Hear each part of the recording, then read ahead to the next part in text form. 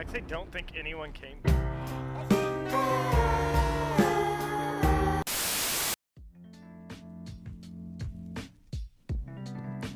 So, recently I moved from PC to PS4, and today I wanted to talk a little bit about what I've learned in the transition, what I'm still learning, and maybe some tips for those of you that may be looking to switch in the near future. Now, I actually grew up on PC. I played what games I could on my dad's office PC growing up until those types of computers just couldn't handle new games anymore. It actually got to the point where I was lowering the resolution in games like Modern Warfare 3 from 1920 by 1080 to 800 by 600 just to play the game relatively smoothly. Around this point, I was super lucky, and my parents got me and my brothers a PS4 around 2015, which I've played on until just recently. I've been wanting to get back to PC for a while, and being back on mouse and keyboard after almost 5 years has been really great overall. One of the things I was most concerned about was my keyboard hand. Growing up, I really didn't have any outside influences as far as PC gaming, so I didn't know anything as far as proper hand positioning, and I'd made a bad habit of using my pointer finger for W instead of middle finger. So I really didn't want to come back to mouse and keyboard doing that, because I knew that would really limit what I could do as far as movement. Luckily, I actually haven't had much trouble at all breaking the habit, and as of right now, positioning my hands the right way feels 100% natural, so I'm super happy about that. Moving on to the more technical side of things, let's talk about some things I think are good to be aware of when switching from console to PC. Now, do keep in mind this is all just my opinion, and I'm by no means an expert. This is just advice that helped me or things I've learned from my experience. First off, start off by playing some easy PvE content. The first thing I did after getting everything set up and installed on my computer was I played about 3 hours of easy PvE content on Destiny. It gave me a relaxed chance to get familiar with keyboard movement, the best ways to map my keys, and some easy target practice. It also helps your eyes adjust to the wider field of view, which for some people can be a little bit of an adjustment. The fact is, as soon as you get into PvP in any game on PC for the first time, you're gonna get wrecked.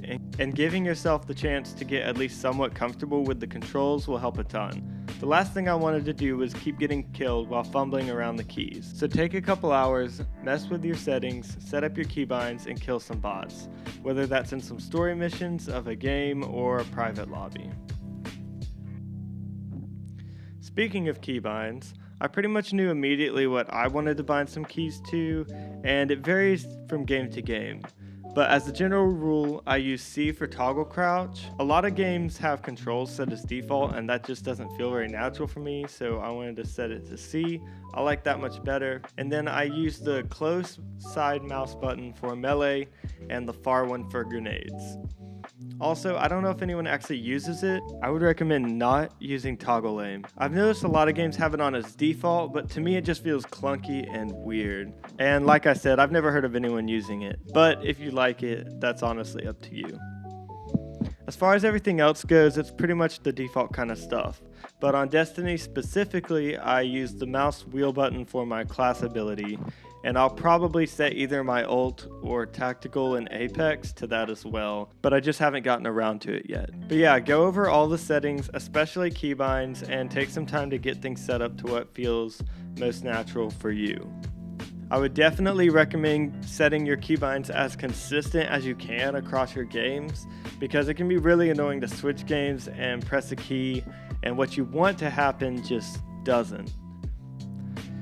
Another thing I would recommend investing in if you want to improve your aim is Kovacs.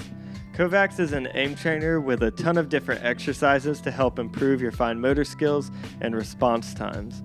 I downloaded it pretty much immediately, and I definitely think it helped me improve exponentially. I mostly train on 1 wall 6 targets and the kata strafe exercises, but there are probably hundreds of different ones, so just find whatever you think will help you improve the most. There are also a lot of videos on YouTube you can probably find going over different exercises. I just try to do it for 15 to 30 minutes before I play any games and just focus on beating whatever my past score is. As far as aiming goes, in one way it really is as simple as click on their heads, but you gotta remember the enemy you're trying to shoot is moving, you're moving, and it's a lot easier to overshoot than on controller.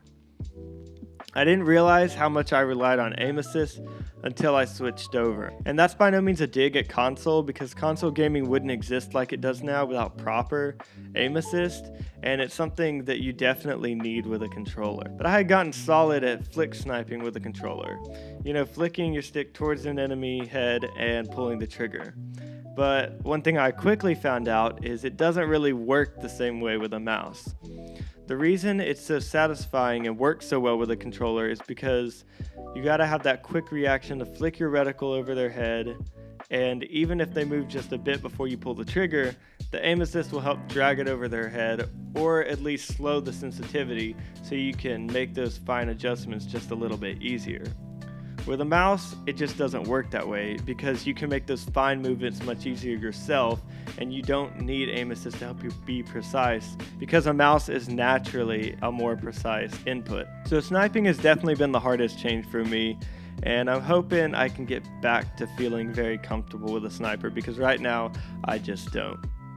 I know there's a lot more to being a quote-unquote good player than great aim. I'd actually argue that awareness and movement are just as important, and luckily awareness isn't really affected by what platform you're on, except that you can have a wider field of view on PC. Movement is honestly just like aim in that you'll improve the more you play and focus on improving. And that's a really important side note I'd like to make there, is I think being conscious of wanting to improve and the improvements you want to see in yourself is super important for actually seeing improvement.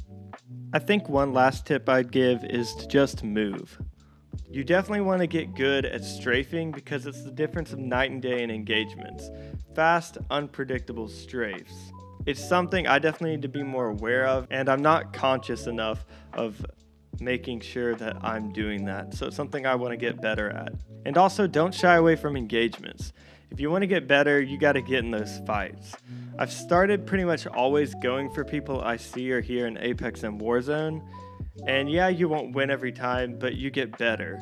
And in my opinion, pushing people with confidence and playing offensively really helps in gunfights and gives you a big upper hand. Anyways, that's going to do it for today's video. I've definitely got a lot of improvement I want to see, and I'm excited to keep getting better. Thank you guys so much for watching. If you want to support the channel, subscribing is the best way to do that. If you enjoyed the video, a like would be greatly appreciated, and if you didn't, a dislike. Let me know your thoughts, opinions in the comments, and hopefully I'll see you guys in the next video.